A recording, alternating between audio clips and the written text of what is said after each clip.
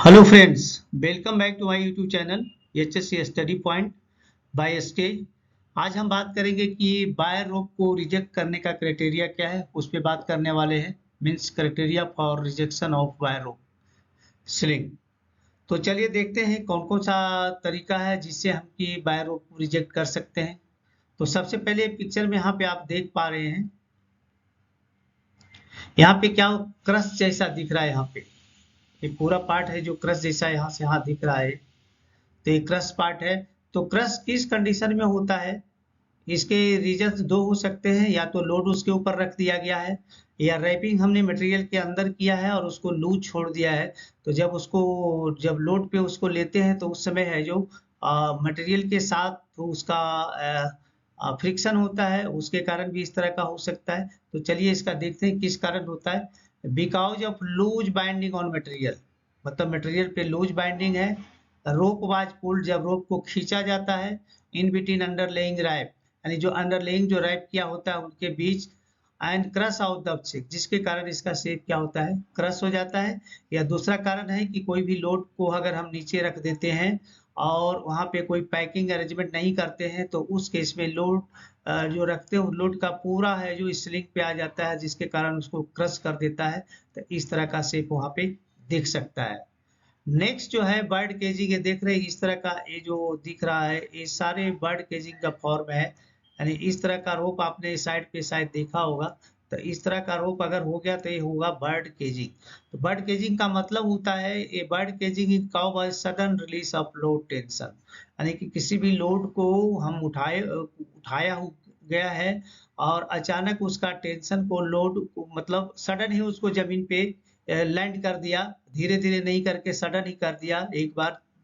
तो उस केस में स्लिंग क्या होता है, अपने फॉर्म में वापस आना चाहता है, तो वो सडन रिलीज कर देने से क्या होता है, अपने फॉर्म में वापस नहीं आके स्लिंग का इस तरह का कंडीशन बन जाता है, जिसे बर्ड केज के नाम से जानते हैं, bird caging. In this case strand and wires open away from each other. तो देख रहे हैं स्टैंड्स और जो बायर होते हैं दूसरे से अलग अलग ओपन हो जाते हैं, इस तरह का हो जाता है।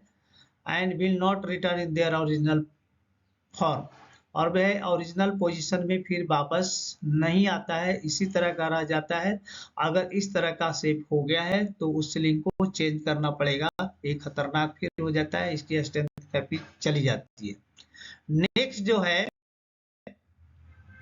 ये देख रहे हैं यहाँ पे इस तरह का फिगर आपने देखा होगा, एक किंग के फॉर्म में हो जाता है। तो इसको किंक बोलते हैं, क्या बोलते हैं, इस फॉर्म को किंक बोला जाता है। ये ऐसा क्यों होता है, due to jerk load, jerk loading देने के कारण, मतलब लोड को सडन उठा लिया, मैंने धीरे धीरे उसको उठाने की कोशिश ना करके सडन उठा लिया, उसके कारण स्लिंग पे अचानक लोड आने के कारण इस तरह के स्लिंग खींच जाते हैं। कहीं है जो इसका डाया ज्यादा होता है और कहीं डाया कम हो जाता है, इस फॉर्म में भी हो सकता है या इस फॉर्म में भी हो सकता है या इस तरह का भी हो सकता है। अब क्या हुआ, when rope is draw two tightly, या रोप को बहुत टाइटली, रोप है जो किसी लोड के साथ दबा हुआ है और उसमें हम रोप को निकालने की कोशिश कर रहे हैं, यानी काफी टाइट उसको ड्रा कर रहे हैं, तो उस केस में भी ये फॉर्म हो सकता है। और नेक्स्ट है kink are permanent and required that the rope is to be taken out from the service. अगर एक बार किंक हो गया, इस तरह का फॉर्म में आ गया, तो फिर वो स्लिंग है जो अपने फॉर्म में, ओरिजिनल फॉर्म में नहीं वापस जा सकता, यानी कि डैमेज हो गया है, इसको सर्विस से आउट करना पड़ेगा। उसके बाद नेक्स्ट देखते हैं, नेक्स्ट है लॉकिंग ऑफ स्टैंड। यहाँ पे देख रहे हैं ये लॉकिंग ऑफ स्टैंड क्या होता है। लॉकिंग स्टैंड का मतलब हुआ स्टैंड है कि स्टैंड की फ्लेक्सिबिलिटी खत्म हो जाती है, वो उसी फॉर्म में रहता है। Means premature breaking of wire resulted from locking of stand.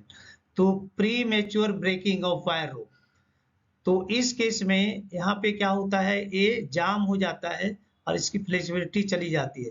इसका रीजन क्या होता है, ऐसा क्यों होता है, क्योंकि इसका इनसफिशिएंट लुब्रिकेशन, इसको टाइम टू टाइम जो होता है लुब्रिकेशन देने का जो प्रोसेस कि बीच बीच में इसको लुब्रिकेट करे, वो नहीं करता है, इसलिए इसका सारे स्टैंड एक दूसरे को ये क्या होते हैं, क्या होते हैं, जाम हो जाते हैं, और जिसके कारण इसी को हम लोग लॉकिंग ऑफ स्टैंड बोलते हैं। ए फिर स्लिंग इस कंडीशन में तो इसकी फ्लेक्सिबिलिटी चली जाती है।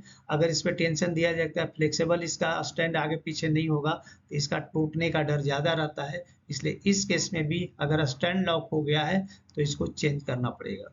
नेक्स्ट है एब्रेशन। एब्रेशन का मतलब घर्षण। इस तरह से जैसे using rope for long time without periodical inspection and maintenance, यानी सेम चीज मिलता जुला लॉक ऑफ स्ट्रैंड से है, माने लंबे समय तक किसी भी स्लिंग को यूज करना जिसका ना तो पीरियोडिकल इंस्पेक्शन हो रहा है और ना उसका मेंटेनेंस हो रहा है, यानी कि लुब्रिकेशन उस पर जो दिया जाना चाहिए नहीं दिया जाता है, तो उस केस में इसका कई जगह से स्लिंग भी टूट जाते हैं और धीरे धीरे इसके डाया में है जो हरासमेंट, डाया में भी क्या होता है, रिडक्शन होता है, जिसके कारण स्लिंग की कैपेसिटी खत्म हो जाती है और इस स्लिंग का इस्तेमाल करना खतरनाक हो सकता है। मतलब रिजल्टिंग एब्रेशन और reduction of diameter of the rope, तो यहाँ पे डायमीटर में इसका रिडक्शन हो जाता है जिसके कारण यहाँ पे प्रॉब्लम हो सकती है। नेक्स्ट देखेंगे कोरोजन। तो कोरोजन किस कारण से होता है?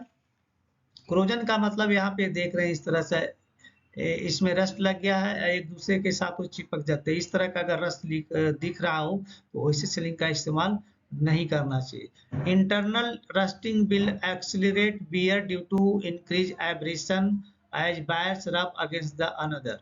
तो अगर एक दूसरे के अंदर इस तरह का हो गया है और इसको हम उठाने की कोशिश करेंगे तो यहाँ पे जो फ्लेक्सिबिलिटी जो स्टैंड में रहती है तो जो मूव करता है थोड़ा थोड़ा, उसके कारण एक दूसरे से काफी ये घिस जाएगा और इसकी स्ट्रेंथ खत्म हो जाएगी। यानी रस्टेड हो गया तो उसको निकाल देना ही भलाई है, क्योंकि ये काफी खतरनाक साबित हो सकता है इस तरह के स्लिंग को इस्तेमाल करना। ठीक है, देख रहे हैं किस तरह से यहाँ पे चेंजिंग इस तरह से आया है, तो इसका इस्तेमाल नहीं करना चाहिए। अब नेक्स्ट देखते हैं कुछ क्राइटेरिया है, और भी क्राइटेरिया है जिसमें स्लिंग को रिजेक्ट करना जरूरी है। जैसे it is found to be damage और अनसेफ टू यूज, तो डैमेज जब पहले से ही दिख रहा है तो उसका यूज नहीं करना चाहिए। दूसरा है do not have test certificate, अगर उसका टेस्ट सर्टिफिकेट मतलब टीपीआई नहीं किया हुआ, थर्ड पार्टी इंस्पेक्शन नहीं किया हुआ, तो इस स्लिंग का इस्तेमाल नहीं करना चाहिए जब तक कि टीपीआई उसका नहीं कर दिया जाता। And it is not inspected with in the time line, या जिसका इंस्पेक्शन टाइम लाइन के विद इन नहीं हुआ है, देखने में ठीक ठाक लग रहा है एवरीथिंग इज ओके, बट उसका इंस्पेक्शन एक्सपायर्ड हो गया है, तो उस केस में भी उस स्लिंग को डिस्कार्ड करना चाहिए तब तक जब तक फिर से इंस्पेक्शन नहीं होते। और लास्ट है रॉन्ग कलर कोड या नो कलर कोड, या इंस्पेक्शन किया हुआ है और उसमें कलर कोडिंग कुछ और दिया हुआ है और उसके बाद वो मंथ चेंज होने के बाद दूसरे कलर कोडिंग आने चाहिए, तो वो कलर कोडिंग अभी तक उस पर प्रोवाइड नहीं किया गया तो उसका इस्तेमाल नहीं करना है। या ऐसे स्लिंग जिसमें कोई कलर कोड दिया हुआ ही नहीं है तो इसे स्लिंग का भी इस्तेमाल नहीं करना चाहिए, इसका इस्तेमाल करना गलत होगा। तो चलिए दोस्तों, आप अच्छे से समझ गए होंगे। अब मैं आप लोग से यहाँ पे रिक्वेस्ट जरूर करूंगा, अगर हमारे चैनल पे नए हैं तो प्लीज चैनल को सब्सक्राइब करें, दोस्तों में जरूर शेयर करें और बेल आइकन को प्रेस कर लें ताकि हमारा नेक्स्ट वीडियो का नोटिफिकेशन आपको टाइम से मिले। तो चलिए आपसे मिलते हैं नेक्स्ट वीडियो में, तब तक के लिए जय हिंद, वंदे मातरम।